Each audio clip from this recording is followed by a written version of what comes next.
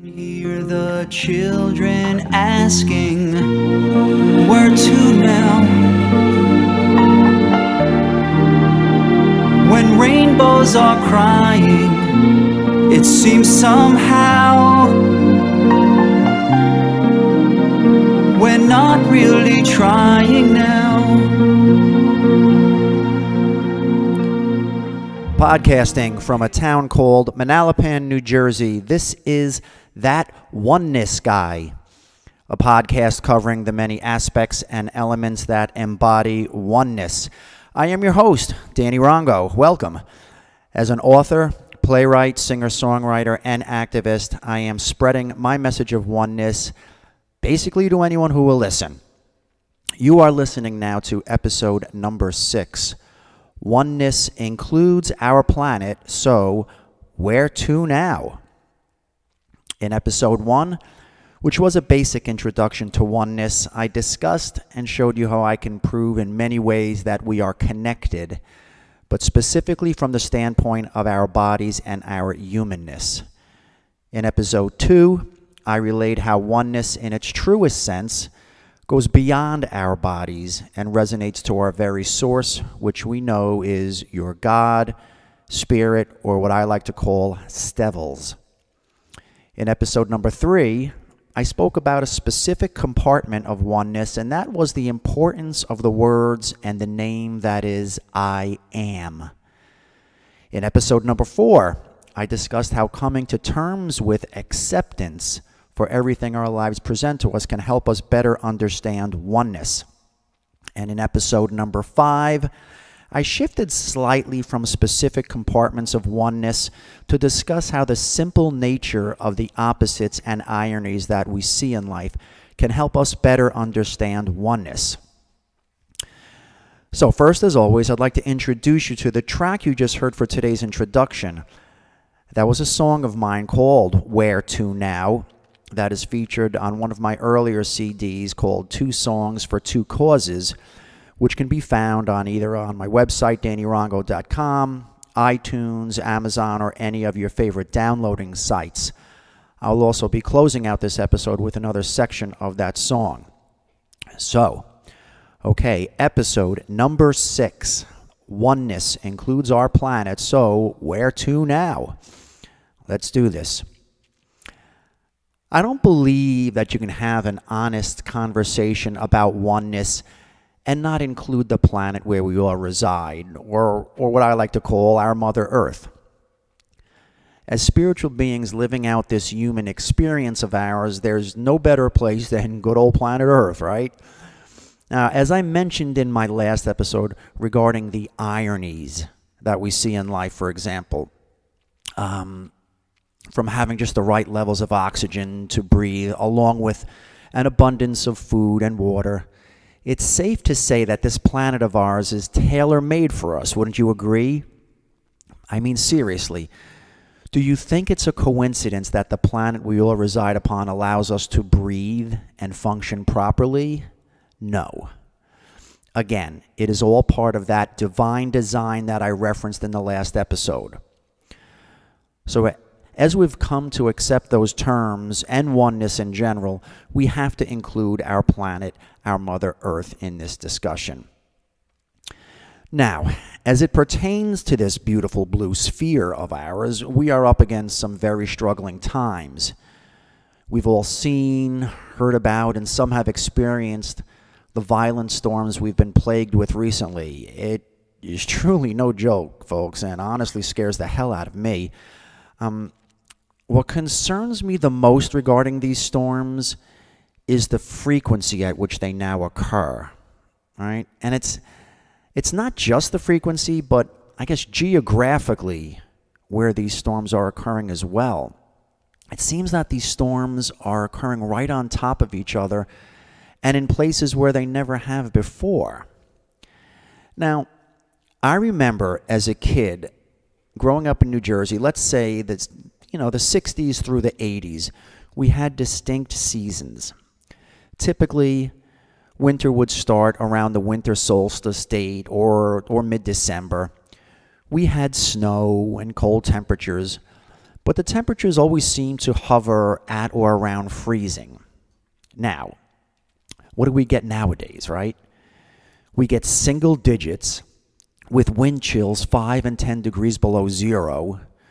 We get snowstorms and blizzards that dump in excess of 1 foot or more.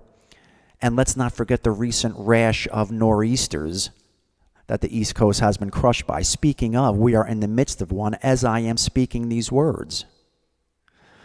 But back in the day, that didn't seem to be the case.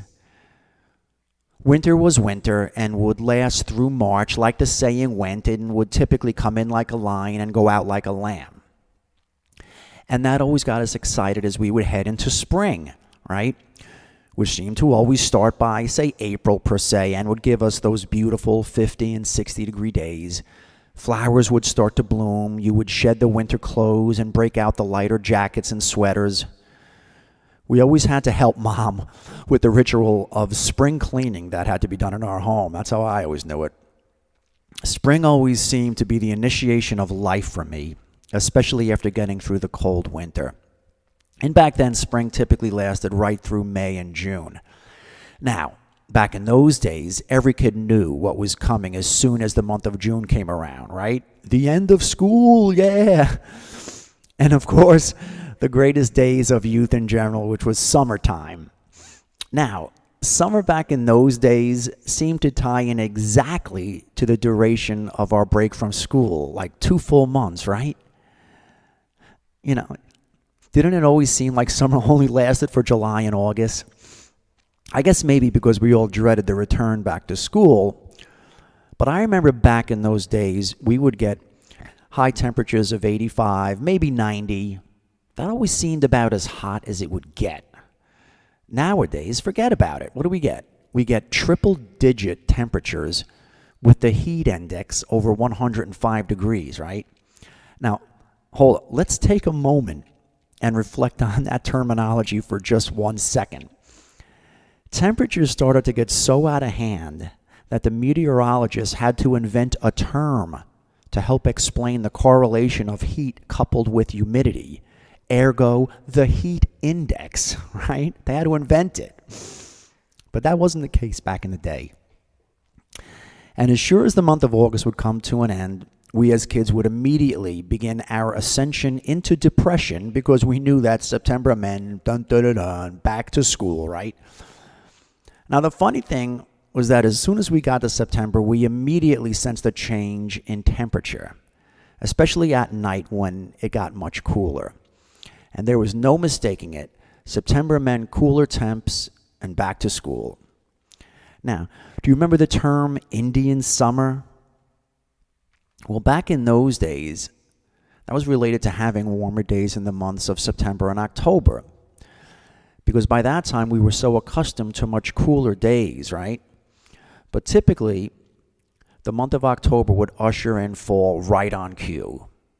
And along with that came falling leaves, cooler weather. Mom used to call it sweater weather. And the knowledge that Halloween, Thanksgiving, and Christmas were pretty much right around the corner. But fall was always my favorite time of the year. I love the cooler weather, and fall always meant to me college football, as I've always been a huge fan of the sport. So let's go Mountaineers for those WVU fans out there. So why did I go into detail as to how the weather was years ago? Well, obviously I want to make a point. And a point is that the weather patterns and seasons we all experienced years ago no longer exist. Nowadays, as it pertains to seasons, what do we have? It's a big mush, as I like to term it, okay? It's a blend of unpredictable temperatures and events at unpredictable times of the year. In New Jersey nowadays, we can get snow well into April and summer-like temperatures as far along as November. And to make matters worse, when I was a kid, the words tornado, earthquake, and for the most part, even hurricane, never applied to the state of New Jersey. They do now, right? Yes, I know that we had hurricanes in our past, but back then, what were they referred to? They were called 100-year storms, remember? Yet recently, the state of New Jersey has experienced all of them, and even tornadoes and earthquakes too. Now, it is obvious to me, and hopefully to you, that our weather patterns have been changing and continue to change. Now, we could sit here and have an argument as to what the cause is behind that change, be it, climate change, global warming, etc. But you cannot dispute the fact that our weather is changing. And the change in our weather patterns can also lead to the barrage of hurricanes, wildfires, tornadoes, torrential rains, floods, ice storms, thunderstorms, and so on, right? So now you may ask, how does this all tie into oneness? Okay? We know that oneness represents total inclusion with one and all. So that most definitely includes where we all live, right? Now again, my thoughts are not to debate over the causes that may have produced a change in our weather patterns, but to recognize them. Because if we recognize them, that means that we're thinking about it. Okay? And if we're thinking about it, that means we're placing energies, or again, stevels, as I like to call them, into the universe. And remember how we discussed how like energies attract like energies? Well, that's how we could potentially create another collective consciousness to address this situation at hand. And it's not just the weather, folks. It's our planet as a whole. We continue to lose plant life and fish life. There's overflowing landfills, air pollution, rainforest destruction. Now, I'm not preaching anything you haven't heard already.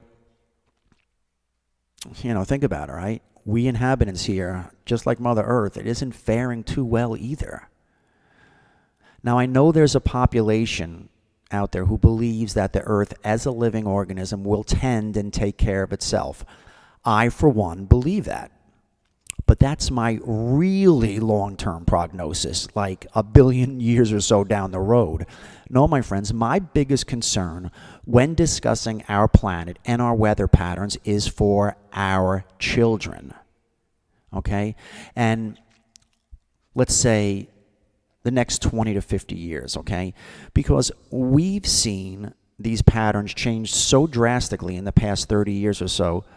What's it going to be like 30 years from now? You see, we cannot continue to take this beautiful living and breathing planet for granted. It is our home. We must treat it as such. And let's not forget the simple benefits our Earth provides as well. And by simple, I'm not referring to the obvious like air, water, food, and so on. I'm referring to the energies that the Earth naturally provides for us. The ability to walk barefoot in the sand or on the grass that instantly recharges and reaffirms our connection to Source. I know we've all done that, but do you take a moment to think, feel, and visualize these energies while you're doing it? I know for many years I didn't. It was just another thing that I would take for granted. Okay? Now, getting back to the last episode regarding the opposites, you'll recall that I talked about our inherent connection to and with water. Now, I don't know about you, but I can tell you that whenever I'm on the beach, I immediately feel refreshed and recharged. I know some who know me might say that's because I was raised on the Jersey Shore. Yeah, I could tie that in. I understand that, and that might have something to do with it. But be that as it may, and coupled with a lifelong yearning of mine to understand oneness, I feel that the ocean reconfirms my connection to one and all. There are plenty of times throughout each year that Andrea and I just feel the need to run away, per se, and head to the shore. It's kind of for our fix, because the ocean calls to us at just the right times when we need to reboot and recharge. And it works like magic every single time, my friends. So now, many of you may not live by the ocean, a river, a lake, or even a stream. Let me ask you this. Are there any trees nearby? A state, county, or township park maybe? Or how about a patch of grass somewhere nearby? Just look around wherever you might live. I'm sure you can find some small evidence of nature to help, and that's really all you need. Go hug that tree, I say. Or if you're afraid of looking weird, just place your hands on that tree and visualize the life force of that tree coming into you. Or for another instant connection, just take your shoes off and walk barefoot in the grass. Even if it's just for a few moments, feel the connection. Feel the energy of the earth coming right into you. I promise you that it's an immediate way for you to reboot, as they say. You see, this planet of ours is here to be our home. If it wasn't, we wouldn't have chosen to come here. It's as simple as that. Oneness helps us to remember those simple facts. We need to trust in our nature. The same way that Earth provides nutrition for our plants, trees, animals, and fish, it is doing the very same for us. Yet, we all tend to take that for granted. Again, is it a coincidence that this blue sphere of ours provides the way that it does for all of its inhabitants? No. It is part of the perfect divine design. It is oneness in its truest sense. We are one with each other. We are one with everything on this planet. And we are definitely one with the planet itself. So, getting back to the changes in the weather that we've all been experiencing. Like I mentioned before, I do not want to get into a debate regarding the causes of such changes. See, all that typically leads to is an argument of some sort. I feel safe enough to say that we all acknowledge these changes, and I'm sure there are many of you that have lived through and experienced some bad storms, as did I back in 2012 with Superstorm Sandy here in New Jersey. So we agree that things have changed and that storms are getting worse and occurring more frequently. So what can we do? Well, here's a twist for you. How about if we recognize that these storms and nature in general is out of our control, okay? Just for the time being, and that they may continue in this random fashion and strike havoc anytime and anywhere. Is it cause for panic? No. Is it cause for concern? Yes. So, here's my point. If we have to deal with potential natural havoc that can strike at any time, why, in God's name, do we need to worry about all the less dramatic bullshit we face every day in life? Not that I feel we need to spend our days being worried about a potential storm or so, but it makes us prioritize the things we do have concerns about. Folks, life is hard enough. By all means, take a look at what you stress about. Is it really worth it? Now, I've said in every episode of this podcast, I've said it in my musical To Inspire Oneness, and I say it throughout my upcoming book. My sole objective to spreading this message of oneness is to help us live our lives with less stress. And by the fact that we cannot control Mother Nature, I, for one, will learn to live with it. With that said, I do recognize the changes in weather that have taken place, and I do have concerns for our children. Because face it, like I just mentioned, we've seen drastic changes in the weather patterns over the past 20 to 30 years. Again, what's it going to be like 20 years from now, right? Which is why I've often wondered, if you were to have a conversation about the change in our weather patterns with a child, how would you respond when that child looked at you and said, well, I can see how we got here, but where to now? So, my friends, thank you again for listening to the podcast I'm calling That Oneness Guy. This has been episode number 6. Oneness includes our planet, so where to now? If you like what you've been listening to, please take a moment to subscribe to this feed either on my website, dannyrongo.com, at iTunes, Apple Podcasts, Google Play, Spotify, Stitcher, Aha, or at my podcast website courtesy of Buzzsprout, which is www.buzzsprout.com. And just search for That Oneness Guy. And by all means, folks, please follow me on Twitter, Instagram, and Facebook so you can stay in touch with all things oneness, along with the upcoming release of my book, I Am God, and So Are You, My Friend, A Common Man's Guide to Oneness. Again, my name is Danny Rongo. Please look for my new show next week. And until then, as always, I send you peace, love, light, and continued oneness. Be well. Where to now? When rainbows are crying, it seems somehow we're not really trying. Where to now? The planet's been shouting, it seems somehow